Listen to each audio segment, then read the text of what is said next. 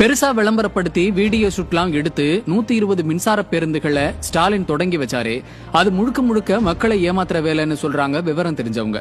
ஏதோ தன்னோட எண்ணத்துல தன்னோட உழைப்புல உருவான மாதிரி ஸ்டாலின் தொடங்கி வச்ச பேருந்துகள் அரசோடது இல்லையா. ஃபண்டிங் பண்றதுல இருந்து சார்ஜிங் ஸ்டேஷன் அமைக்கிறது, ஓட்டுநர் நடத்துனர்களை வேலைக்கு போடுறது வரை எல்லாமே தனியார் நிறுவனம் தானா. இது போக்குவரத்து துறையை முழுக்க முழுக்க தனியாருக்கு தாரை வார்க்கிறதுக்கான முதல் அடியாவே பார்க்கப்படுது. இந்த மின்சார பேருந்துகளுக்கு KfW ஜெர்மன் நிறுவனத்தை உள்ள கொண்டு வந்து இருக்காங்க. வேர்ல்டு பேங்க், AIIB நிதியில ஹிந்துஜா நிறுவனம் இணைந்துதான் இந்த பேருந்துகளை தொடங்கி இருக்காங்க. இதுல ஒரு துருப்பையும் இந்த அரசு கிள்ளி போடல.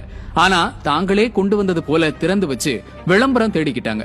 இது 1 வருஷம் 2 வருஷம் இல்ல, 12 வருஷத்துக்கு இந்த தனியார் நிறுவனத்து கூட ஒப்பந்தம் போட்டு இருக்கு இந்த கமிஷன் கலெக்ஷன் கரப்ஷன் அரசு. இந்த பேருந்துகள் இயக்கப்பட்ட மறுநாளே பல இடங்கள்ல நின்று போயிருச்சுன்றது தனி கதை. ஆனா அத பத்தி கேட்க இந்த அரசுக்கு எந்த உரிமையும் இல்லாததுனால பேருந்து கட்டணமோ தரமோ பத்தி எந்த கேள்வியும் கேட்க முடியாதுன்னு சொல்றாங்க விவரம் தெரிஞ்சவங்க.